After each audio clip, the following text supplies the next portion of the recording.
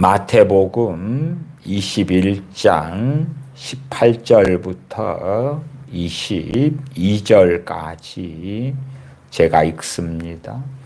이른 아침에 성으로 들어오실 때에 시장하신지라 길가에서 한 무화과 나무를 보시고 그리로 가사 잎사귀 밖에 아무것도 얻지 못하시고 나무에게 이르시되 이제부터 영원토록 네게 열매가 맺지 못하리라 하시니 무화과 나무가 곧 마른지라. 제자들이 보고 이상히 여겨 가로되 무화과 나무가 어찌하여 곧 말랐나이까. 예수님께서 대답하여 가라사대 내가 진실로 너희에게 이르노니 만일 너희가 믿음이 있고 의심치 아니하면 이 무화과 나무에게 된 이런 일만 할 뿐 아니라 이 산더러 들려 바다에 던지우라 하여도 될 것이요 너희가 기도할 때에 무엇이든지 믿고 구하는 것은 다 받으리라 하시니라. 아멘. 기도와 기도 응답 또한 말씀 묵상에 대하여 얼마간 함께 살펴보겠습니다. 말씀 묵상이다 그 주제로 이야기한다면 우리는 성경에서 우리에게 참으로 좋게 보이는 또한 우리의 마음을 즐겁게 하는 그런 성경 구절들을 암송하기를 좋아합니다. 물론 성경 암송하지 않는 사람들보다도 성경 구절을 암송하는 사람들은 100배나 1000배나 더 나은 사람들입니다. 그럼에도 불구하고 우리가 좋게 보이는 성경 구절들 가운데서 사실은 수준이 있는 말씀들이 많이 섞여 있습니다. 수준이 있다 그렇게 말씀드린다면 생각해 보십시오. 유치원 아이들에게 있어서 중학생들이 학교에서 배우는 교과서의 내용은 수준이 있다. 다른 말로 하면 난해하다 그 말이에요. 난해하다. 그러나 우리는 성경에 우리의 귀에 좋게 보이는 또한 우리의 마음을 즐겁게 하는 것 같은 성경 구절들, 특별히 가장 문제가 되는 성경 구절들이 대부분 기도에 대한 말씀들이 됩니다. 기도에 대한 말씀들 몇 가지를 암송하고 외운 다음에 그 내용은 우리가 원하는 것들로 채워 넣을 때가 너무나 많습니다. 그러나 기도에 대한 상당한 말씀들은 수준이 꽤 높아서 많은 사람들에게는 난해한 말씀이 되고야 합니다. 대표적인 말씀 중에 하나가 이 마태복음 21장에 있는 주님께서 무화과 나무를 저주하신 다음에 무화과 나무가 말라서 죽었습니다. 21장 21절 22절을 먼저 읽습니다. 예수님께서 대답하여 가라사대 내가 진실로 너희에게 이르노니 만일 너희가 믿음이 있고 의심치 아니하면 이 무화과 나무에 된 이런 일만 할 뿐 아니라 이 산더러 들려 바다에 던지우라 하여도 될 것이요 너희가 기도할 때에 무엇이든지 믿고 구하는 것은 다 받으리라. 주님께서 요한복음에 내 이름으로 구하라. 내가 다 시행하리라. 그런 말씀들처럼 사실은 매우 난해한 말씀이 됩니다. 오늘부터 해서 때때로 성경에 있는 사람들이 좋아하는 성경 구절 또 즐거워하는 구절들인데 문맥을 통하여 과연 우리가 그 말씀들을 잘 이해하고 있는가를 살펴보려고 합니다. 물론 이러한 설교들은 많은 사람들에게 크게 환영받지는 않을 것입니다. 왜냐하면 자기들 마음대로 성경 구절들을 가지고 자기들이 욕망하는 것을 채워 넣었는데 진리의 문제에 있어서는 잘못 믿는 것은 심각한 죄가 될 뿐만 아니라 미혹이 되는 것은 너무나 당연한 일입니다. 성경을 자꾸만 잘못 이해하고 잘못 해석하다 보면 거기에서 자기만의 잘못된 신앙을 만들고 거기에서 비롯되어서 하나님은 이런 분이실 거야. 주님은 저런 분이실 거야. 그리고 실제 주 하나님, 실제 우리 주 예수 그리스도와 다른 하나님, 다른 주님을 만들어내는 그 희한한 어리석은 신앙 속에 드는 많은 일들이 있습니다. 그래서 오늘은 마태복음 21장에 무화과나무를 저주하신 다음에 22절 너희가 기도할 때에 무엇이든지 믿고 구하는 것은 다 받으리라. 그런데 생각해 보십시오. 주님의 사도들은 수준이 높았습니다. 왜 수준이 높았습니까? 이 마태복음 21장은요, 주님께서 제자들과 함께 하시는 마지막 시간들에 대한 말씀이기 때문에 그렇습니다. 공생의 세월을 주님과 사도들은 함께 합니다. 물론 가룟 유다 같은 배신자 말고요. 주님과 사도들이 함께하고 주님께서는 말씀을 사도들에게 가르쳐 오셨습니다. 그렇기 때문에 사도들은 이제 말씀을 듣고 깨닫고 이해하는 수준들이 다들 당연히 높지요. 왜냐하면 주님께서 부활 승천하신 다음에 사도들에게 교회를 이끌어 가도록 또한 복음을 전파하는 중심 인물들로 준비시키셨기 때문에 그러합니다. 하나님 나라를 확장하는 그 사명, 지상 명령을 주시는 중심 인물들로 준비해 놓으셨기 때문에 그들은 주님 하신 말씀에 대하여 오해하는 것, 곡해하는 것이 상당히 적었다. 그러나 우리는 주님의 말씀을 가지고 심지어는 이러한 구절을 가지고 성경을 암송합니다. 자녀들에게 부모들이 성경 암송을 시키기도 하지요. 성경 암송을 시키는 것은 안 시키는 것보다 100배 이상이 좋습니다.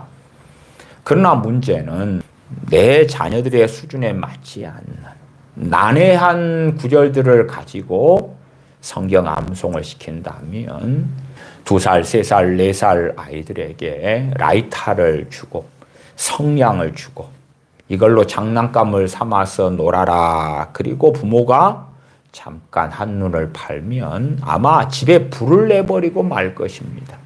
자동차는 우리의 삶에 너무나 필요한 것이지요. 그런데 5살짜리에게 자동차 키를 맡기고 자동차를 맡기면 차를 어떻게 만들고야 말겠습니까? 사실은 그것보다도 하나님의 말씀을 잘못 다루는 것은 훨씬 더 위험한 것이 되어집니다. 18절로 가십시다. 이른 아침에 성으로 들어오실 때에 시장하신지라 이 성은 예루살렘 성이 됩니다. 주님께서 예루살렘에 입성하신 것은 21장 1절부터 나와 있고 17절로 올라가면 그들을 떠나 성 밖으로 베다니에 가서 거기서 유하시니라. 베다니에 유하신 다음에 다시 이른 아침에 예루살렘 성으로 또 들어가셨던 것입니다. 자세히 이제 마태 마가 복음을 보면은 무화과 나무를 주님 저주하시고 무화과 나무가 마른 사건에 있어서 주님께 이 마태복음에서는 제자들이 질문을 합니다. 그게 20절이고요. 마가복음으로 가면 베드로 사도가 질문을 합니다. 근데 그런 부분은 이상한 점이 없습니다. 왜냐하면 제자들의 질문을 베드로 사도가 대표성을 가지고 물었기 때문에. 그래서 베드로 사도가 물었던 것에 초점을 맞춘 것이 마가복음. 그 다음에 제자들의 전체의 질문이었기 때문에 단지 베드로 사도의 질문만이 아니어서 제자들이 질문했다고 마태복음은 기록하고 있는 것이니까 내용은 다른 것처럼 보여도 같은 이야기. 어느 관점에서 기록했느냐 이런 차이입니다. 대부분 공관복음의 문제는 이런 부분에 차이들이 많습니다. 마태복음에는 나와 있지 않습니다만은 마가복음 11장에 가면 무화과 나무의 열매가 맺을 때가 아니었다고 나와 있습니다. 무화과 나무 열매가 없는 때인 걸 주님은 당연히 아시죠. 그러시면서 무화과 나무에서 열매를 찾으시고 무화과 나무 열매가 없음에 주님께서는 무화과 나무를 저주하셨습니다. 단지 무화과 나무를 저주하시는 그 문제는 하나님의 뜻을 이루며 하나님의 영광을 드러내는 것이 목적이었다 하는 것입니다. 주님께서 무화과 나무를 저주하신 다음에 말랐고 제자들은 주님께 묻습니다. 더욱이 예수님께서는 이 무화과 나무를 통해서 위선자들을 기다리는 종말을 상징으로 보여주십니다. 위선자들이 결국은 열매 없는 자들이 저주받아 영원한 멸망 속에 처하게 될 것이다. 마태복음 7장에 주여 주여 하는 자마다 다 하나님 나라에 들어올 것이 아니다. 주님께서 지상 명령을 내리실 때에 그런 질문을 던지면 어떻습니까? 너희는 가서 모든 족속으로 제자를 삼아 아버지와 아들과 성령의 이름으로 세례를 주고 주님 그렇게만 하면 천국 갑니까? 주님 그 뒤에 것은 안 해도 괜찮지요. 내가 너희에게 분부한 모든 것을 가르쳐 지키게 하라. 주님 세례 받으면 되지 않아요? 세례 받으면 그 다음에 주님께서 명령하신 말씀을 안 지켜도 천국 안 갑니까? 믿음으로 천국 가니까 안 지켜도 되지 않아요? 열매 없어도 되지 않아요? 주님 믿는다 그러고 세례 받고 그 다음에 세상 사람과 차이가 없이 똑같이 살아도 천국 안 갑니까? 그런 어리석은 사람들도 충분히 있을 거다. 행함이 없는 믿음은 죽은 믿음이다. 야고보서만이 아니라 주님께서도 계속 그렇게 말씀하고 계시는 거예요. 주님께서도 요한복음 15장에 내 안에 거하라. 내 안에 거하라. 열매를 맺지 못한다면 농부 되신 아버지께서 그 가지를 제해버리신다. 그런 말씀을 하시는데도 불구하고 아니에요. 믿기만 하면 되잖아요. 믿기만 하면. 믿고 어느 때 열매 맺을 때가 되어서 열매 맺지 않을 때에 찍어버리라. 왜 땅만 버리느냐. 그런 말씀을 주님이 많이 하셨어요. 그래서 서구 유럽이나 미국 교회나 대한민국 교회에서 현재 매년마다 주님을 믿는 데서 떠나는 신앙을 포기하는 사람들은 굉장히 많습니다. 그들 가운데 상당수에 대하여 저는 그리 말씀드립니다. 하나님 편에서는 하나님께서 찍어버리시는 거다. 찍어버리시는 거다. 사람 편에서는 배교하는 거죠. 배교하는 것. 물론 여전히 나 기독교인입니다. 예배드리고 있습니다. 한다 해서 바르거나 정상인 것은 아닙니다.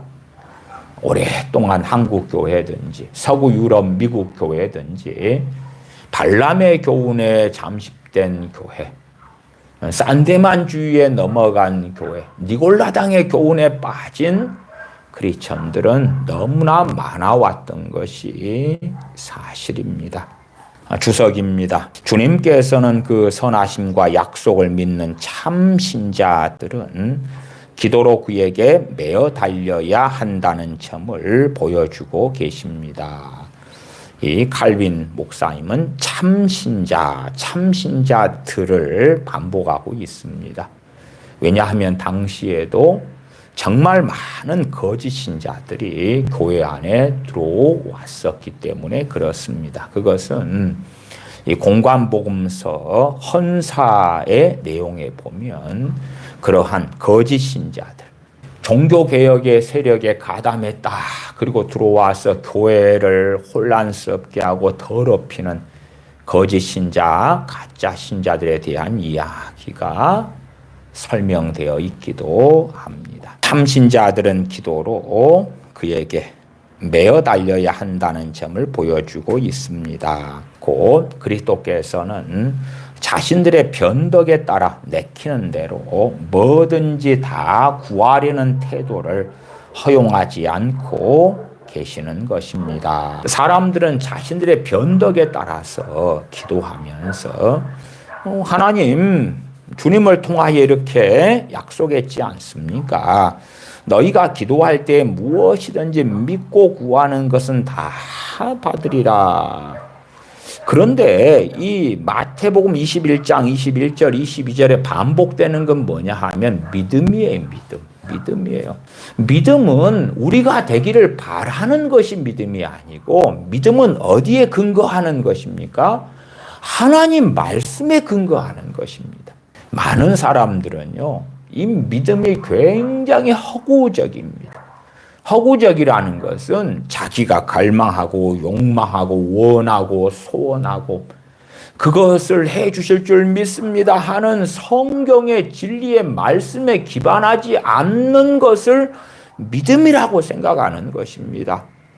대표적으로 믿음을 한국 교회에서 더럽힌 분 중에 한 명이 돌아가신 조용기 목사님이기도 했지요. 왜? 조용기 목사님은 당신들이 원하고 소원하는 걸 상상해라, 꿈꿔라, 생각해라. 또 미국에서는 조엘 오스틴 같은 사람, 당신들이 원하고 욕망하는 것을 입으로 말해라. 그것이 된다고 긍정적으로 말해라. 마치 로만 빈센트 필의 적극적 사고방식처럼 그렇게 당신들이 원하는 것을 긍정의 말을 하고 된다 상상하고 꿈꾸고 바라고 공상하고 그렇게 해가지고 그걸 기도로 바꾸는 것이 믿음의 기도다. 그리고 수십 년 동안 대한민국 교인들은 그것이 마치 진짜 믿음인 것처럼 그렇게 어리석어져 왔다는 것입니다.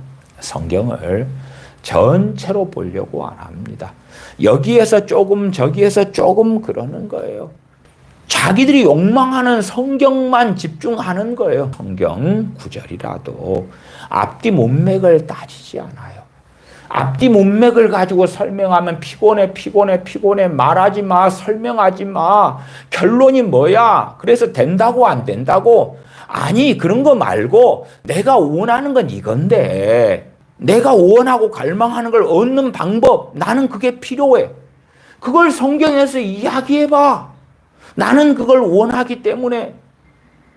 그래. 그 성경 구절은 앞뒤 문맥상 내가 원하는 것에 대한 내용이 아니라고? 그러면 내가 원하는 것에 대한 내용이 있는 것을 이야기해. 그래서 참 많은 사람들이 미혹되어져 있는 거예요. 이단 사이비에 미혹되어져 있는 게 아니고 성경을 통하여 스스로 미혹된 길을 선택하여 가고 있다. 그 말이에요. 칼빈 목사님의 주석을 계속 읽어보겠습니다. 곧 그리스도께서는 자신들의 변덕에 따라 내키는 대로 뭐든지 다 구하려는 태도를 허용하지 않고 계십니다. 그는 기도를 신앙의 법칙에 두고 계십니다. 기도에 대한 확고하고 주저함이 없는 신뢰를 그리스도께서는 요청하고 계시는 것입니다. 이러한 신뢰는 하나님의 말씀에 격려가 없이 인간의 머리에 떠오른 적이 있었습니까? 하나님의 말씀 없이 사람의 머리에서 만들어내는 것이 믿음이 아니다. 그 말이지요. 그러므로 그리스도께서는 그의 제자들이 하나님의 선한 뜻의 한계를 지키지 않을 경우에는 그들에게 아무런 약속도 하지 않고 있다는 것을 우리는 여기에서 알 수가 있습니다. 가장 중요한 결론부에 대한 이야기입니다. 그러므로 그리스도께서는 그의 제자들이 하나님의 선한 뜻의 한계를 지키지 않을 경우에는 그들에게 아무런 약속도 하지 않고 있다는 점을 우리는 여기에서 알 수 있습니다. 주님의 사도들이 하나님의 선한 뜻의 한계를 지켜야 된다. 너희가 기도할 때에 무엇이든지 믿고 구하는 것은 다 받으리라. 믿고 구하는 것, 이 믿음이 어디에서 나오느냐 그 말이에요. 알 목사님의 주석은 짧게 제가 살펴봐서 말씀을 드렸고 이제 좀 더 자세하게 오늘 본문의 말씀을 가지고 설명을 드리고자 합니다. 지난 시간 금요일 설교에 명확히 야고보서 4장을 통해서 말씀을 드렸습니다. 야고보서 4장 2절 3절을 다시 읽어드립니다. 너희가 욕심을 내어도 얻지 못하고 살인하며 시기하여도 능히 취하지 못하나니 너희가 다투고 싸우는도다. 너희가 얻지 못함은 구하지 아니하며 구하여도 받지 못함은 정욕으로 쓰려고 잘못 구함이니라. 기도에 대한 말씀이라면 성경 66권의 기도에 대한 말씀이 서로 절대 충돌하지 않습니다. 다 하나예요, 하나. 하나예요, 하나. 하나이기 때문에 기도에 대한 말씀이 난해해지면 다른 말씀들을 가지고 살펴야 하는 것입니다. 그렇지. 어리석은 사람들은 이렇게 야고보서 4장 3절 같은 말씀은 안 좋아합니다. 안 좋아해요. 구하여도 받지 못함은 정욕으로 쓰려고 잘못 구함이니라. 정욕으로 쓰려고 잘못 구합니다. 제가 금요일 기도의 말씀에 하나님의 말씀에서 의미하는 정욕의 뜻은 우리가 생각하는 아주 좁은 의미의 정욕보다 훨씬 더 포괄적이고 많은 양상들을 가지고 있다. 그래서 정욕에 대한 우리가 잘못 오해하는 것을 통하여 스스로 면죄부를 받고 내가 하는 기도는 정욕적인 기도가 아니야. 더군다나 타인의 욕망을 위하여 기도해 주는 건 정욕적인 것이 아니야. 라는 어리석음에 많은 사람이 빠져 있고 기도를 통하여 무수하게 죄를 지어왔고 또한 짓고 있다라고 말씀을 드렸습니다.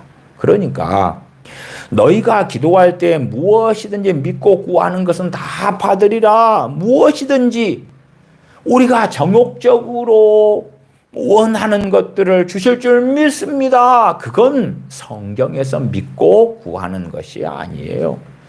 요한 사도는 요한 1서 5장 14절에 그를 향하여 우리가 가진 바 담대한 것이 이것이니 그의 뜻대로 무엇을 구하면 들으심이라.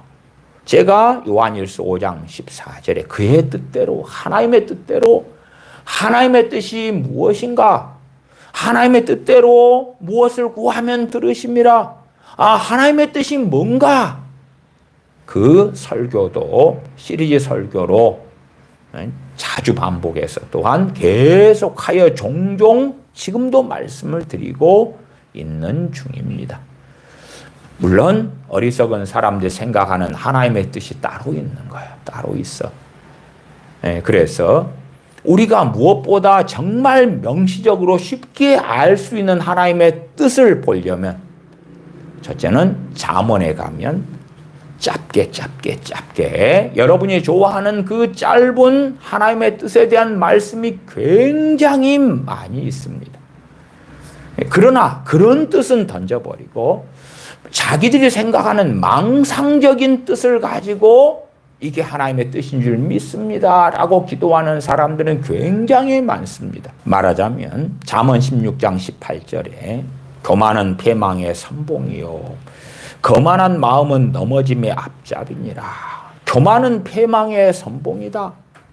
자, 그러면 내 아내와 남편이 교만하면 어떻습니까? 패망해야 됩니까? 안 해야 됩니까? 말씀이 그대로인 거예요, 그냥. 그런데 아니요. 하나님의 뜻은 그런 게 아니고요. 다 구원하시는 거잖아요. 다 성령 충만한 거잖아요. 다 하나님께서 주시는 복을 받는 게 뜻이잖아요. 하는 비성경적인 것, 물론 그럴듯하게 가장한 이야기로 자기가 생각하는 하나님의 뜻이 있는 거예요. 그래서 교만은 패망의 선봉이요 거만한 마음은 넘어짐의 앞잡이니라. 그럴 때에 내 남편, 아내, 부모, 형제, 자식이 교만하고 거만한 마음을 가지고 있어요. 안 넘어져야 돼요. 성공해야 돼요. 주님 만나야 돼요. 변화돼야 돼요. 하나님께서 복을 주셔야 돼요. 돌봐주셔야 돼요. 그런 것을 놓고 나는 기도할게요. 그러니까 성경의 명시적인 하나님의 뜻을 얼마나 사람들이 멸시하는지 몰라요. 야고보서나 베드로전서에도 하나님께서 교만한 자를 물리치신다고, 겸손한 자에게 은혜를 주신다고 그렇게 말씀되어 있는데 아니에요. 내가 사랑하는 사람을 위해서 기도할게요. 그들이 교만한지 겸손한지는 따지지 마세요. 물론 내가 사랑하는 사람들이 교만하더라도 겸손한 자들에게 은혜를 주시는 것처럼 주셔야 돼요. 교만해도 겸손하다고 치고 은혜 주시고 돌봐주시고 사랑해 주시고 그렇게 만들어 주셔야 되는 거예요. 하나님의 뜻이 성경에 얼마나 자세하게 명시적으로 나와 있는가. 그러나 저는 많은 믿는 사람들이요 굉장히 싫어하는 성경, 굉장히 싫어하는 성경 중에 많이 있겠습니다만 대표적으로는 잠언, 시편. 시편 같은 경우도 시편 23편 같이 좀 좋게 보이고 먹음직스럽게 보이고 그런 것들만 반복하지요. 시편에 얼마나 많은 저주시들이 있는지 몰라요. 그런 것은 다 덮어버려. 생각 외로 시편이 어렵거든요. 그래 덮어버려. 왜? 먹음직스럽지 않고 보암직스럽지 않거든. 잠언도요 자식한테는 읽으라고 그러고 안 읽어. 그냥 잠언에 있는 몇 구절 좋게 보는 몇 구절 빼놓고는 다 무시하고 멸시해버려요. 왜냐하면 귀를 즐겁게 하지 않거든요. 잠언을 보느라면은 한 구절로 두 구절로 하나님의 뜻을 명확히 반복해서 말씀해버리는 거예요. 그러니까 우리가 욕망하는 기도하고는 너무 다르고 심지어 잠언의 말씀을 보면서는 우리의 많은 기도를 내려놔야 되거든. 내려놔야 되거든. 아니 그러면 안 될 것 같은데 안 될 것 같은데 우리의 많은 기도는 첫째 우리의 가족, 자녀, 부모, 형제 나아가서 우리의 문제거리들 그런 것들이 중심을 이루는 것이에요. 그러니까 기도가 뭔지 모르는 소경이 되고야 말죠. 시편 37편 17절에 악인의 팔은 부러지나 의인은 여호와께서 붙드시는도다. 요즘에는 챗 GTP 같은 게 나와서 다소 편리하긴 해요.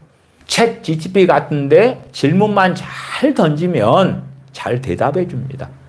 그것도 상당히 질문을 잘 던진다면 객관적인 설명을 해주기도 해요. 잠언에서 이야기하는 악인은 누구인가? 설명 꽤 잘하더라고요. 물론 제가 볼 때는 부족함이 꽤 많습니다만은 그래도 잠언에서 말씀하는 악인, 물론 잠언에서 말씀하는 악인이라는 것은 성경에서 하나님 말씀하시는 악인하고 같은 말입니다. 그러니까 챗GPT가 교만한 자가 악인이다. 거만한 자가 악인이다. 미련한 자가 악인이다. 하나님을 경외하지 않는 자가 악인이다. 하나님 말씀을 청종하지 않는 자가 악인이다. 그리고 잘 설명해 줍니다. 근데 정말 많은 크리스천들은요. 성경에서 말씀한 악인이 누굽니까? 그러면 몰라. 그 다음에 이제 어떤 걸로 면죄부를 주고받냐? 그러면 성경에서 말씀한 악인은 사람을 총으로 쏴 죽이고 칼로 죽이고 강도질하고 그러한 사람이 악인이다. 그러니까 악인은 정말 극소수가 되는 거예요. 심지어 저는 어떤 끔찍한 일들도 보았냐 그러면 끔찍하다고 말씀드리는 것은 그들의 성경 이해가 끔찍하다 그 말이에요.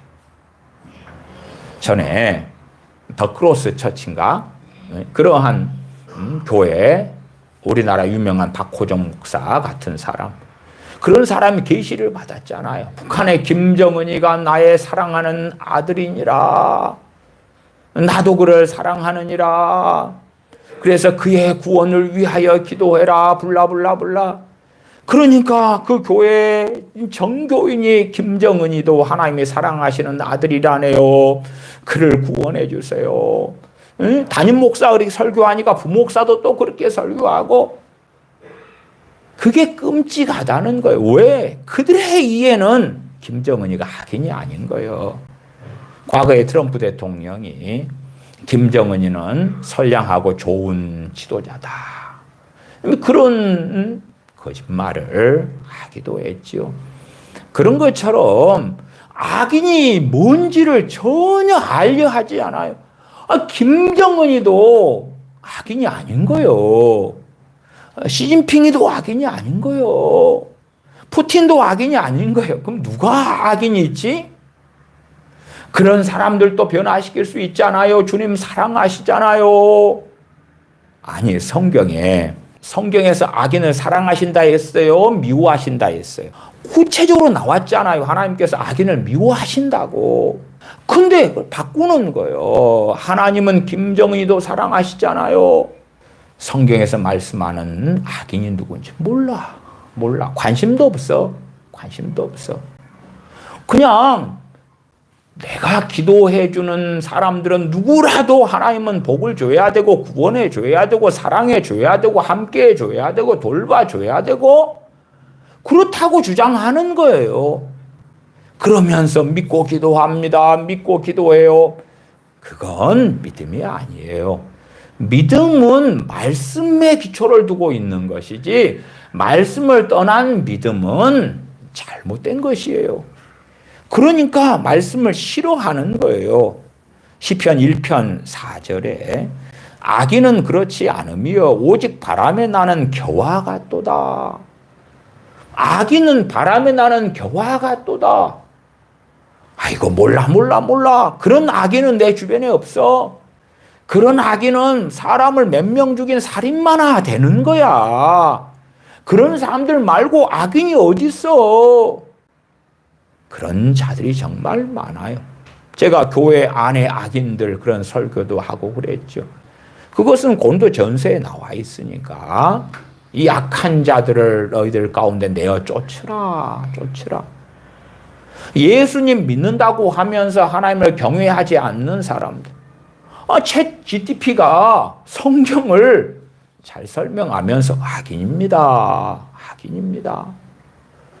하나님 말씀대로 순종하여 살려고 하지 않는 자들, 하나님 말씀을 듣지 않는 자들, 청종하지 않는 자들, 무관심한 자들, 그들이 크리스천이라고 하는데 악인인가 아닌가? 악인입니다. 정말 성경을 알려고 하지 않아요. 나중에 주님 앞에 섰을 때에 그에 대하여 다 심판받을 거예요. 잠언 14장 32절에 악인은 그 환난에 엎드려져도 의인은 그 죽음에도 소망이 있느니라. 악인은 그 환난에 엎드려져도 내가 기도합니다. 믿음으로 기도합니다. 하나님 다 필요 없고요. 내 가족은 내가 기도하는 사람들이 악인인지 의인인지 상관없고 신경 안 씁니다. 환난에서 금덩어리를 얻게 해주시고 잘되게 해주시고 형통하게 해주시고 구원받게 해주시고 주님을 잘 섬기게 해주시고. 그러니까 도대체 이 요한 사도가 증거하는 요한일서 5장 14절에 그의 뜻대로 무엇을 구하면 들으심이라. 하나님의 뜻대로 무엇을 구하면 들으심이라. 하나님의 뜻이 뭔지 관심이 없는 거예요. 그 다음에 요한 사도가 이렇게 하나님께 드리는 기도와 기도 응답에 대해서도 설명하고 있으면 이 마태복음 21장 21절 22절하고 당연히 연관되어 있구나. 그걸 이해해야 될 거 아니에요. 제가 최근에도 베드로 전설을 통하여 베드로 사도가 증거하는 기도와 기도의 응답에 대해서도 설명을 드렸어요. 그러나 그런 것도 정말 싫어합니다. 왜냐하면 하나님께서 의인의 간구에 귀를 기울이신다. 의인의 기도를 들으신다. 베드로 사도가 증거하는데 그거 정말 대다수의 크리스천들은 싫어합니다. 싫어해요. 왜냐하면 주여 주여 하는 사람 그 누구나의 기도에 하나님은 들으셔야 된다. 한 걸음 나아가서 자, 내가 크리스천이고 내가 기도하는 대상들이 불신자예요. 불신자. 근데 내가 불신자들 위해서 하는 기도에 하나님은 다 들으셔야 돼. 아니, 생각해 보세요. 내가 크리스천이고 그러나 죄악 가운데 살고 마음의 죄악을 품으면 주께서 듣지 아니하시리라 시편에 나와 있고, 그러니까 내가 크리스천이라도 마음의 죄악을 품고 있다 그러면서 내가 나를 위하여 기도해도 안 들으시는 거예요. 근데 저 사람은 불신자인데 내가 위해서 기도하면 하나님이 들으셔야 돼? 하나님 응답해 주셔야 한다고 생각하는 거예요? 아니, 하나님의 자녀, 하나님의 백성이라도 그 마음의 죄악을 품으면 안 들으신다고요. 그런데 불신자요. 저 사람이 하나님을 경외하지 않는 사람이요. 무신론자요. 이방신을 쫓아가는 자들이요. 그래도 하나님, 내가 저 사람을 위해 기도하면 하나님 들어주셔야 돼요. 저 사람에게 복을 주세요. 이런 어려움이 있어요. 이런 문제가 있어요. 해결해 주세요. 나아가서 구원을 주세요. 변화시키세요. 하나님을 경외하게 만드세요. 말씀대로 살게 하세요. 그런 기도가 얼마나 희한한 기도고 하나님을 조롱하는 기도인지를 전혀 알려고 하지 않아요. 왜? 아니, 하나님 말씀대로 살라는 건 각자가 다 말씀을 통하여 듣고 배워야 하는 거예요. 청중하고 자기가 그 길을 걸어가야 돼요. 걸어가면서 하나님의 은혜와 도우심을 구하는 게 맞는 거예요. 진리의 길, 의의 길을 걸어가면서 내 힘, 내 능력으로는 주님의 말씀대로 살 수 없는 줄 알기 때문에 자빠지고 넘어지면서 다시 회개하면서 은혜를 구하는 거예요. 그러나 그렇지 않는 자들을 위해서 기도하는데 무슨 응답이 있을 거라고 생각하냐 그 말이에요. 아마 정말 우리가 믿지 않는, 또 하나님을 경외하지 않는 내 가족을 위해 기도한다. 한 1000가지를 기도한다고 칩시다. 그러면 모르겠어요. 그 가운데 한두 가지나 응답될 가능성이 있을런지는 모르겠네요. 아니, 아무리 우리가 100일을 기도하고 1000일을 기도해도 내 가족이 교만한 자면 패망을 당하는 게 하나님의 선언된 뜻인 거예요. 넘어져 갈 수밖에 없는 게 하나님의 선언된 뜻인 거예요. 근데 우리는 하나님의 말씀을 바꾸려고 그러는 거예요. 그래서 기도를 열심히 하는 것 너무나 복되고 좋은 건데, 그러나 어떤 사람들은 기도를 열심히 하는데 기도를 열심히 하고 넘어서서 기도를 바르게 하려면 무엇을 알아야 됩니까? 하나님 말씀을 알아야 돼. 그러나 어떤 미혹에 빠진 자들은요, 기도를 열심히 하면 할수록 성경하고 멀어지는 거예요. 기도를 열심히 하면 할수록 말씀은 덮어버리는 거예요. 덮어버리는 거예요. 저는 그런 분들도 많이 만났습니다. 왜 하나님 말씀은 덮어놓으세요? 목사님, 저는 기도 사명이거든요. 타교회에서 신앙생활 하시는 상당한 분들, 저는 중보기도 팀에 속해 있어요. 왜 성경은 덮어놓으세요? 물어보면 우리 목사님이요, 저는 중보기도 사명이다고 이야기하시면서요, 목사님이 오더 내리고 시키는 대로 기도하면 된다 그랬어요. 그러면 천국에서 상이 크다고 했어요. 그러니까 기도만 열심히 하면 되니까 성경 볼 시간에, 성경을 묵상하고 상고할 시간에도 나는 기도하는 거예요. 목사님이 이런 기도 저런 기도, 특별히 타인을 위한 기도는 하나님이 다 기뻐하신다고 했어요. 그러니까 중보기도 팀의 일원으로서 중보기도 요청된 카드에 적힌 기도 제목을 가지고 밤낮 없이 기도하고 그러는 거예요. 목사님 요청한 이런저런 저런저런 기도가 있어요. 밤낮 없이 저는 그걸 위해 기도하고 하나님을 기쁘시게 하고 있어요. 그래서 미혹에 빠지면 빠질수록 기도는 많이 하는데 하나님 말씀하고는 멀어지는 거예요. 아니 정말 기도하는 사람들은 자기의 기도가 하나님 말씀과 맞는지 그렇지 않는지를 살피는 거예요. 나아가서 제가 지난 시간에도 말씀드렸다시피 우리의 기도에 성령님께서 어떻게 행하시는가? 성령님께서 우리의 기도에 보조를 맞춰주시는가? 우리의 기도를 인도해 주시는가? 이끌어 주시는가? 그런 것들을 명확히 확인해야 되는 거예요. 그런데 관심이 없어. 그래서 많은 사람의 기도 생활에는 성령님이 안 계시는 거예요. 성령님의 도우심도 모르고 인도하심도 모르고 역사하심도 모르고 몰라요. 성령님은 진리의 영이시기 때문에 진리에서 무엇이 나옵니까? 믿음이 나오죠. 믿음이 나와요. 그렇기 때문에 믿음에 근거하여 기도할 때 진리의 영 대신 성령님께서 도우시는 건 당연한 거, 역사하시는 건 당연한 거예요. 그러니까 믿음이란 절대 하나님의 말씀과 뗄래야 뗄 수가 없다. 영혼 없는 몸이 죽은 몸인 것처럼 말씀을 떠난 믿음은 믿음이 아니에요. 그건 믿음이 아니에요. 무화과 나무를 저주해서 말려 주님께서는 죽이셨어요.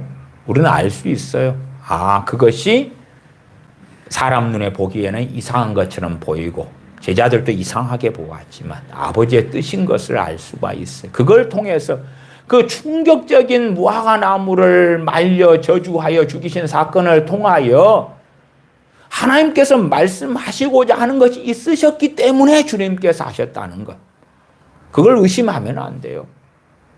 식물 보호론자들, 왜 무화과 열매가 맺지도 않을 때인 것이 뻔한데 주님은 저렇게 하셨느냐. 그러한 많은 어리석으면은 답변할 필요 자체가 없는 거예요. 토끼장이가 진흙을 빚어가지고 어떤 그릇을 만들든지 누가 실문할 수 있느냐 그 말이에요. 주님께서 무화과나무를 저주하시는 걸 통하여 하나님께서 말씀하시고자 하는, 증거하시고자 하는 뜻하신 바를 이루신 거지. 그 다음에 제자들의 질문에 대하여 주님의 말씀이 내가 진실로 너희에게 이르노니 만일 너희가 믿음이 있고 믿음이 있다. 마가복음에서는 하나님을 믿으라. 하나님을 믿으라. 하나님을 믿으려면 어떠한 하나님요? 성경에 하나님께서 말씀하시고 증거하시고 계시하신 그 하나님을 아는 가운데서 믿는 믿음. 너희가 믿음이 있고 의심치 아니하면, 믿음이 있고 믿음의 근거에서 의심치 아니하면 무화과 나무에게 된 이런 일만 할 뿐 아니라 무화과 나무에도 이런 일을 할 수가 있다. 이 산더러 들려 바다에 던지우라 하여도 될 것이다. 와, 그러면 믿음만 있으면, 그리고 그것을 우리가 생각할 때 하나님 뜻이라고 확신하면 될 거야. 아니, 말씀은 얼마나 주님께서 예제를 들으셨어도 명확한지 몰라요. 말하자면 사람들은 산을 옮겨서 바다에 던지는 것을 기도는 안 하고 사람을 변화시키는 걸 놓고 기도를 해요. 정말 많은 사람이 사람을 바꿔달라 그러는 거예요. 자기 자식을 바꿔달라는 거예요. 가장 근원적인 변화가 뭐예요? 주인이 바뀌는 거지. 자식의 주인이 자식이 섬기는 것이 우상이다, 돈이다, 자기 자신이다. 거기에서 하나님으로, 거기에서 우리 주 예수 그리스도로 바꿔달라는 거예요. 바꿔달라는 거예요. 그것은 누가 해야 돼요? 자기가 해야 돼. 자기가. 기도로 할 수 있는 문제가 아니에요. 그게 아니에요. 기도로 할 수 있는 문제라면 뭐 하려고 주님께서 예루살렘 사람들, 나사렛 사람들, 가버나움, 고라신, 베스다 사람들 등등에게 말씀을 가르치시면서 회개하라고 하시지요? 기도로 해버리지. 그냥 기도로 해버리면 될 거 아니에요.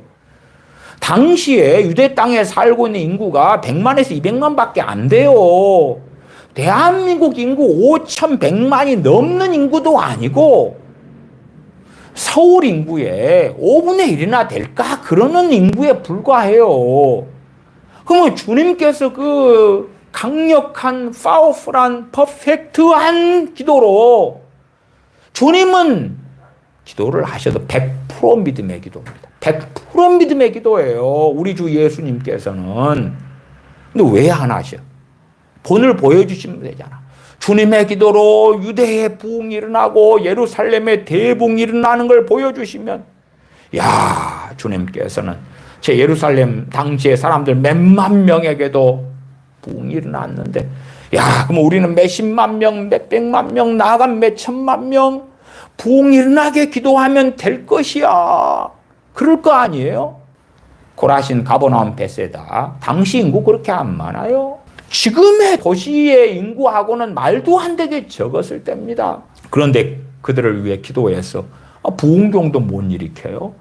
변화시켜줘요. 부흥의 바람은 불어라. 아니, 성경 66권을 보면 그게 하나님의 뜻이 아닌 줄을 알아야 된단 말이에요. 아닌 줄을 알아야 돼. 그나마 제가 부흥을 위한 기도가 잘못됐다는 게 아니에요. 그게 맞으려면 팔복에 나와 있잖아. 마태복음 5장에 이 동네 사람들 심령이 가난해. 그러면 그들에게 부흥을 위해 기도하는 것. 물론 그것보다 더 중요한 건 그들에게 복음을 전하는 거예요. 그들에게 복음을 전하는 거예요. 애통하는 자들, 죄 때문에 애통하는 걸 이야기하는 거예요. 돈이 없어 애통하는 걸 이야기하는 게 아니에요. 성경 66권을 통해서 보는 사람들은 알아요. 엘리야 선지자가 기도를 통하여 하늘문을 닫고 기도를 통하여 하늘문을 열었어요. 기도를 통하여 하늘문을 닫아서 3년 반 미군이 이스라엘에 왔어요. 그러면 누구를 변화시키면 돼요? 그것보다 기도를 해가지고 아합 왕을 바꾸면 될 거 아니에요. 바꿔지면 하나님 아합 왕을 바꾸세요. 제가 신약시대에 주님 오셨을 때의 헤롯 왕들에 대해서 여러 번 말씀을 드렸어요. 세례 요한을 죽인 헤롯 왕, 야고보 사도를 죽인 헤롯 왕, 혹은 주님께서 이 땅에 오셨을 때 헤롯 대왕, 그래서 라마의 통곡이 일어나게 한 자, 기도를 통해 바꾸면 될 거 아니에요. 사가랴 엘리사벳 같은 사람이 기도해서 바꿔버리고 하나님의 종들이 기도해서 바꿔버리고, 마찬가지로 선지자 세례 요한이 헤롯 왕을 위하여 기도해가지고 바꿔버리면 되지 뭐 하려고 책망을 합니까? 기도해서 바꾸면 되지. 책망해가지고 열받아가지고 세례 요한 감옥에 가뒀다가 결국은 계집아이의 춤값으로 목을 잘라서 죽이고, 그러한 일을 왜 하게 놔두냐 그 말이. 기도를 통해 할 수 있으면 해버리지. 그러나 정말 많은 사람들은 누군가의 구원에 대한 책임을 하나님께 떠넘기기를 좋아하니까, 하나님 구원하세요, 구원해. 누군가를 위하여 기도하고 그들에게 하나님의 긍휼을 베풀어 달라, 은혜를 베풀어 달라는 기도는 좋고 좋아요. 좋고 좋아. 그러나 성경을 아는 사람이라면, 그리고 분별력이 있는 사람이라면, 누군가에게 하나님의 긍휼을 베풀어 달라고 기도할 때에 누군가에게는 10개의 긍휼을 베푸신다면, 또 다른 누군가를 위하여 더 기도할 수도 있지만 1개밖에는 베푸시지 않겠구나. 또 다른 누군가를 위해서는 긍휼을 베풀어 달라고 기도하겠지만은 하나도 그게 없구나. 오히려 하나님의 진노와 심판이 있을 수밖에 없구나. 그래서 내가 사랑하는 사람이라도 내가 하나님 편에 서 있다면, 그리고 내가 사랑하는 사람에게 하나님의 진노가 임할 수밖에 없다는 걸 성경을 통해 발견하면 하박국 선지자처럼 기도하겠죠. 전능하신 하나님, 진노 중에라도 긍휼을 잊지 마옵소서. 진노 중에라도 긍휼을 잊지 마옵소서. 하나님 말씀을 알면 누구에게 진노가 임할지, 누구에게 하나님의 심판이 임할지, 어느 나라에 하나님의 심판이 임할지, 하나님의 복이 임할지는 말씀을 알면 알수록 더 명확해져 가는 거예요. 그러나 소경이 돼버리면 다 필요 없어요. 내가 사랑하냐 사랑하지 않느냐가 중요할 뿐이에요. 그의 뜻대로 구하면 하나님의 뜻을 멸시하는 거예요. 왜? 보암직하고 먹음직스럽지 않으니까. 믿음이 있고 의심치 아니함이 이 무화과 나무에게 된 이런 일만 할 뿐 아니라 이 삶들어 들려 바다에 던지우라 하여도 될 것이요. 우리가 야고보서 5장에서도 엘리야는 우리와 성경이 같은 사람이로되 그가 기도한즉 하늘이 비가 주지를 않고 또 기도한즉 하늘이 비를 내었다. 하나님께서 이스라엘에 대한 심판과 진노로 엘리야 선지자의 기도를 통하여 하늘문을 닫으라 하신 거예요. 하나님의 뜻을 엘리야 선지자는 알아요. 그러니까 기도를 통하여 하늘문을 닫기를 기도했고 그 하나님의 뜻을 알기 때문에 믿고 기도했어요. 그러지 망상적인 하나님의 뜻으로 엘리야 선지자여 당신의 기도가 이상하여 왜 기도로 하늘문을 열고 닫으요? 왜 기도로 3년 반이나 기근이 있게 만들고 다시 비가 오게 만드요? 그런 기도를 할 능력이 있다면 아합을 변화시키고 이세벨을 변화시키고 이스라엘에 부흥이 오게 해야 될 거 아니요? 그래서 주님께서 가르치신 건 너무 정확해요. 무화과 나무를 저주해서 죽이셨고 그 다음에 예제로 드신 것이 이 산더러 들리어 바다에 던지우라 해도 될 것이다. 그건 되는 거야. 그건 될 수 있는 거야. 단 하나님의 뜻이면. 그러나 사람이 변화에 대한 이야기를 하고 계신 게 아닌 거예요. 아닌 거예요. 그러니까 성경에서 무수히 많이 발견하는 것이 있죠. 예를 들어서 디도서 3장 10절이다 그러면 이단에게 속한 자들 한두 번 훈계한 다음에 멀리하라. 아니 이단에게 속한 자들 위해서 기도해. 바뀔 거야. 변화될 거야. 믿고 기도해. 하나님께서 변화시키실 것을 믿고 기도해. 이단에게 속한 자들 다 변화될 걸 믿고 기도해. 구원파든 여호와의 증인이든 안식교든 무슨 이단 사입이든지 믿고 기도해. 믿고 기도해. 전에 개혁교단에서 다락방을 받아들여 가지고 하나가 됐지요. 유광수 씨의 다락방. 그러다가 최근에 이제 다락방과 결별했어요. 다락방을 받아들여 가지고 오랫동안 함께 했어요. 그 다음에 왜 결별합니까? 그들이 선한 영향을 미치고 다락방이 함께 했더니 다락방에 속한 자들이 변화되고 너무나 아름답고 결별할 이유가 없이 하나님께 영광을 돌려드립니다. 저 이상한 다락방과 합류했더니 저들을 사랑하고 끌어안았더니 저들이 변화되었나이다. 찬양을 드립니다. 그럽니까? 아니잖아. 결별하면 결별하는 이유가 있을 거 아니요. 상종하지 못할 자들이니까 결별했겠지. 이단에게 속한 자를 한두 번 훈계한 후에 멀리하라. 아니 사도 바울이시여 주님께서는 이 산더러 들려 바다에 던지우라 해도 될 거다 했잖아요. 그런데 그까이껏 이단에게 속한 자들 좀 기도해주고 사랑해주고 북한에 대하여 대한민국이 하는 것을 햇볕 정책 해주고 변화될 거 아닙니까? 사도 바울은 그런 믿음도 없어요. 사람이 변하는 그런 거 아니다니까요. 요한 2서 1장 10절에 사도 요한, 사랑의 사도 요한은 뭐라고 이야기합니까? 지내쳐 그리스도 교훈을 가지지 않은 자들 인사도 하지 말아라고, 집에 들이지도 말라고 말씀하고 있는 거지. 사랑의 사도 요한이 아이고 주님의 교훈을 안 가졌더라도 주여 주여 하고 믿는 자들이잖아. 다 받아들이고 그들 변화 너희가 위해서 기도만 하면 하나님이 다 변화시켜 주실 거야. 그런 말씀을 하고 있는 게 아니에요. 고린도후서 13장 1절 2절에도 사도 바울이 내가 다시 가면 너희를 용서치 아니하리라. 내가 다시 가기 전에 너희 회개해야 돼. 그렇지 아니하면 내가 다시는 용서하지 않겠다.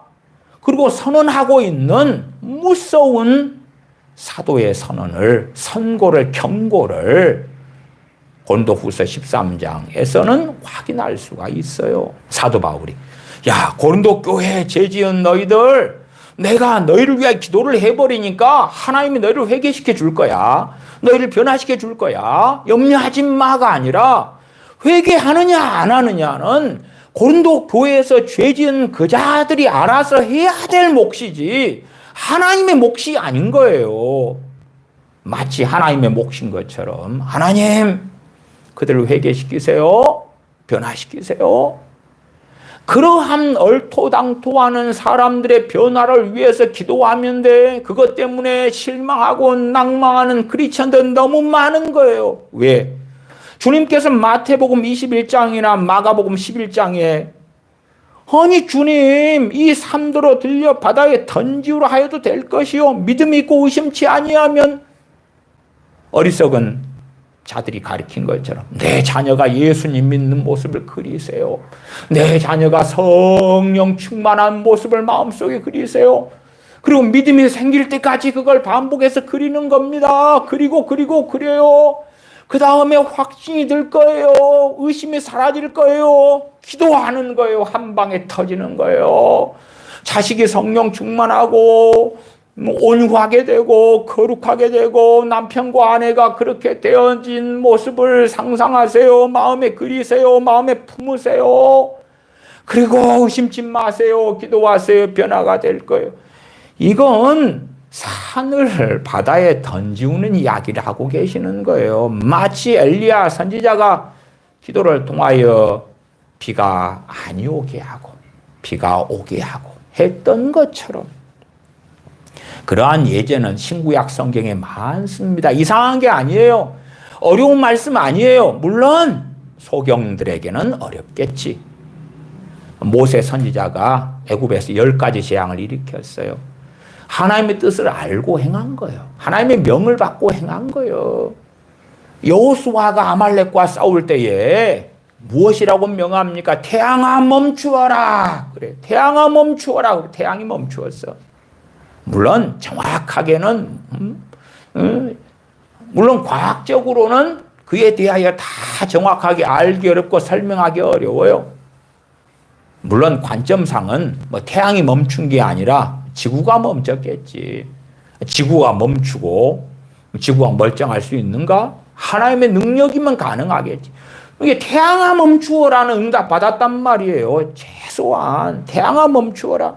가나안 땅에 들어갔을 때에 하나님께서 이스라엘 백성에게 여리고 성을 어떻게 돌고 나팔을 불고 언약궤를 앞세우고 매치를 돌고 명령하셨고 그것을 누가 믿었어요? 이스라엘 백성이 믿었어요. 여리고 성을 도는 것에 대한 믿음에 대한 이야기가 히브리서 11장에 나와 있어요. 믿고 하나님 말씀한 대로 했어요. 그리고 여리고 성은 무너졌어요. 그러니까 그러한 하나님의 뜻을 계시받아야 되지. 명확히 알아야 돼요. 보편적인 하나님의 뜻이 명확하게 있고 그 다음에 구체적인 하나님의 뜻. 이스라엘에게 하나님의 진노로 기근이 오는 것. 하늘문이 닫혀버리는 것. 그 뜻은 엘리야 선지자가 받았고 알았단 말이에요. 그래서 기도했던 것이에요. 그리고 3년 반 기근이 있었던 거예요. 아합이나 이세벨의 변화에 대한 이야기가 아니올시다. 아합이나 이세벨 같은 악인들을 위하여 선지자가 기도한다면 하나님 편에 선다면 그 악인들에게 하나님의 심판이 하나님의 때 있도록 기도하는 게 맞겠지. 악인들 위해 기도하는데 그들도 구원받아야 되잖아요. 그들도 용서받아야 되잖아요. 그들도 천국 가야 되잖아요. 그렇다면 선지자는 선지자의 자리에 결코 있을 수가 없다는 것을 하셔야지. 하나님 편에 서야 되는데 많은 어리석은 자들은 사람 편에 서가지고 있는 거예요. 그리고 하나님과 싸우는 거지요. 우리 주님께서 오병이어의 기적을 행하셨어요. 또 칠병이어의 기적을 행하셨어요. 그 두 번. 공생애 때 그냥 날마다 당시에 가난했던 굶주렸던 사람이 많기 때문에 주님께 백성들이 나올 때마다 항상 그 음식 기적을 행하시면 얼마나 좋았겠어요. 근데 딱 두 번 하고 마시는 그게 아버지의 뜻이니까. 아버지의 뜻이니까. 오병이어 칠병이어의 기적을 행하시는 거예요. 귀신을 쫓아내고 병을 고치시는 거예요. 그러나 나사렛 동네에 가서는 그들이 믿지 아니함으로 아무 권능도 행하실 수 없으셨더라. 그들의 믿지 아니함으로. 다만 소수의 병인에게 환자들에게 안수하여 고치실 뿐이었다. 그 소수의 사람만 주님의 치유를 누려요. 대다수는 누리지 못하고 나아가 주님을 통한 권능이 나사렛 동네에는 나타나지 않아요. 나타나지 않아. 그것이 아버지 하나님의 뜻이니까 그런 것처럼 주님의 치유, 기적, 이적 아버지의 뜻대로 행하시는 거예요. 아버지의 뜻대로 받을 만한 자들에게 주시는 거예요. 그 다음에 그렇게 충분히 행하셨는데 회개치 않으니까 거기에서 스톱하시는 거예요. 스톱하시는 거예요. 그게 아버지의 뜻이니까 베드로 사도를 통하여 미문의 안진뱅이에게 내게 은과 금은 없거니와 내게 있는 것은 네게 주노니 곧 나사렛 예수 그리스도의 이름으로 일어나 걸으라. 일어나 걸으라. 그리고 그를 일으키는 거예요. 왜? 베드로 사도에게 큰 믿음이 있거든. 또한 베드로 사도가 루따에 갔을 때에 애니하라 하는 중풍병으로 8년을 앓던 사람이 있어요. 베드로 사도가 사도행전 9장 34절에 베드로가 가로되 애니야야 예수 그리스도께서 너를 낫게 하시니 일어나 내 자리를 정돈하라 한데 곧 일어나니 8년 중풍병의 애니야에게 예수 그리스도께서 너를 낫게 하시니 일어나 내 자리를 정돈하라. 왜 베드로 사도에게 믿음이 있습니까? 하나님께서 그렇게 행하실 것을 믿는 확신과 담대함이 있기 때문에 내가 너를 일으킨다가 아니라 예수 그리스도께서 너를 낫게 하시니 일어나 내 자리를 정돈하라. 그리고 사도행전 9장 36절 욥바에서 다비다라 하는 사람이 죽어요. 그러니까 그와 함께한 성도들이 베드로 사도를 얼른 내려오라 그래요. 그 다음에 죽은 다비다를 살려달라 그러는 거예요.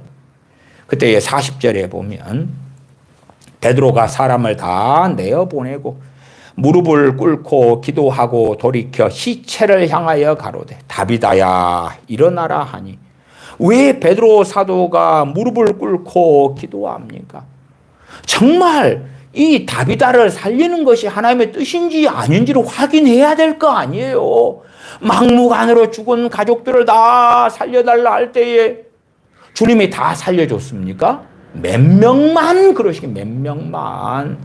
나사로 같은 사람 혹은 나인성 과부의 외아들 같은 사람 그 얼마만 그런 거예요. 그런 것처럼 베드로 사도가 무릎을 꿇고 기도해요. 그리고 이제 믿음이 있어요. 하나님의 뜻을 확인하잖아요. 확인해. 그래서 돌이켜 시체를 향하여 가로되 다비다야 일어나라 하니 다비다야 일어나라. 그가 눈을 떠 베드로를 보고 일어나 앉는지라. 이 말씀이 마태복음 21장 21절 22절 말씀의 성취인 거예요. 이 말씀을 주님께서 친히 하시기 전에도 이미 모세 선지자를 통하여 여호수아를 통하여 사사들을 통하여 또한 구약의 선지자를 통하여 이미 이런 일들이 있어 왔는데 우리 주님께서 명시적으로 가르쳐 주신 거예요. 사도 바울을 통해서 일어난 일들은 또한 얼마나 많습니까? 그 가운데 하나만 확인하고 말씀을 마치십시다. 사도행전 27장입니다. 사도행전 27장 20절부터 읽어갑니다. 사도행전 27장 20절부터입니다. 사도 바울이 체포되어서 가이사 재판을, 로마 황제 재판을 받으러 로마로 가는 중에 배가 파선하게 됩니다. 20절. 여러 날 동안 해와 별이 보이지 아니하고 큰 풍랑이 그대로 있음에 구원의 여망이 다 없어졌더라. 여러 사람이 오래 먹지 못하였음에 바울이 서서 말하되 여러분이여 내 말을 듣고 글에 대해서 떠나지 아니하여 이 타격과 손상을 면하였다면 좋을 뻔하였느니라.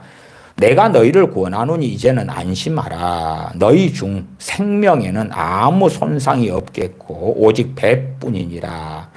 나의 속한 바 곧 나의 섬기는 하나님의 사자가 어젯밤에 내 곁에 서서 말하되 바울아 두려워 말라. 하나님의 사자가 어젯밤에 내 곁에 서서 이렇게 말했다. 하나님의 뜻을 받는 거예요. 보편적인 하나님의 뜻은 성경 66권에 나와 있는데 특수 상황에서는 하나님의 명확한 뜻을 꿈이나 환상 등을 통하여 받을 때에 그것을 알고 기도할 수가 있는 거예요. 그러니까 이 파선된 상황에서 얼마가 죽을지, 얼마가 살지, 사도 바울이 어떻게 알고 그들을 무작정 다 살려달라고 기도할 수 있겠냐 그 말이에요. 그럴 수 없는 거예요. 하나님의 뜻을 사도 바울이 명확히 받은 다음에야 담대함을 가지고 믿음을 가지고 의심치 않고 구할 수 있었다 그 말이에요. 24절 바울아 두려워 말라. 네가 가이사 앞에 서야 하겠고 네 하나님께서 너와 함께 행선하는 자를 다 네게 주셨다 하였으니 너와 함께 행선한 사람들, 배 탄 사람들 다 너에게 주었다. 그러니까 이 하나님의 뜻을 하나님의 사자를 통하여 받은 다음에 사도 바울은 담대히 구할 수 있었어요. 엘리야 선지자에게 하나님께서 이제 3년 반 기근이 지난 후에 비 오기를 기도해라. 그 뜻을 받은 다음에 하나님 뜻을 아니까 엘리야 선지자가 갈멜산에 가서 7번 무릎을 꿇고 무릎 사이에 머리를 넣고 간절히 기도했던 것이에요. 믿음으로 의심치 않고 기도했고 하나님께서 말씀하신 대로 비가 왔더라 하는 것이지요. 25절 그러므로 여러분이 안심하라. 나는 내게 말씀하신 그대로 되리라고 하나님을 믿노라. 그러나 우리가 한 섬에 걸리리라 하더라. 내게 말씀하신 그대로 되리라고 하나님을 믿노라. 마가복음에서는 하나님을 믿으라. 하나님을 믿으려면 하나님께서 하신 말씀을 믿어야 하나님을 믿는 거예요. 말씀을 모르고서 맹신적 맹목적으로 자기가 만들어낸 자기가 꿈꾸고 환상하는 하나님을 믿는 것이 유감스럽게 많은 경우에 하나님을 믿는 것이 아닐 때가 너무 많더라. 그래서 성경의 무수한 예제 가운데 조금만 말씀드렸습니다만은 이러한 걸 아는 가운데서 이 무화과 나무에게 된 이런 일만 할 뿐 아니라 이 산더러 들려 바다에 던지우라 하여도 될 것이요. 너희가 기도할 때 무엇이든지 믿고 구하는 것은 다 받으리라. 하나님의 뜻을 아는 가운데 자기가 이렇게 되는 것이 뜻일 것 같아요. 망상하는 그런 것 말고 그 믿음을 가진 사람들이 하나님께 기도하여 응답을 받았더라. 또 어떤 사람들은 믿음 가운데 살았지만 구차히 사는 걸 바라지 않고 죽음을 선택하여 아버지의 영원한 본향에 들어가는 영광 속에 가기를 원하고 그 길을 걷기도 하였더라. 기도하겠습니다. 아버지 하나님, 우리가 어리석어지고 어리석어져서 하나님의 뜻을 알기보다 하나님의 말씀을 통하여 하나님을 알아가기보다 우리가 원하는 것, 욕망하는 것을 위하여 기도하는 데 익숙하고 우리의 뜻하는 바가 이루어지지 않을 때에 원망하고 그나마 조금 있던 믿음까지도 약해져 버리는 어리석음으로 달려가 왔습니다. 진실로 하나님의 말씀을 통하여 하나님께서 기뻐하시는 기도가 무엇인지 배워가면서 아버지 하나님께 나아가 기도함으로 때에 맞는 은혜를 따라 도우시는 아버지 하나님의 사랑과 은혜를 누리며 살다가 주님을 배웁게 하여 주시옵소서. 우리 주 예수님의 이름으로 기도하옵나이다. 아멘. 아멘.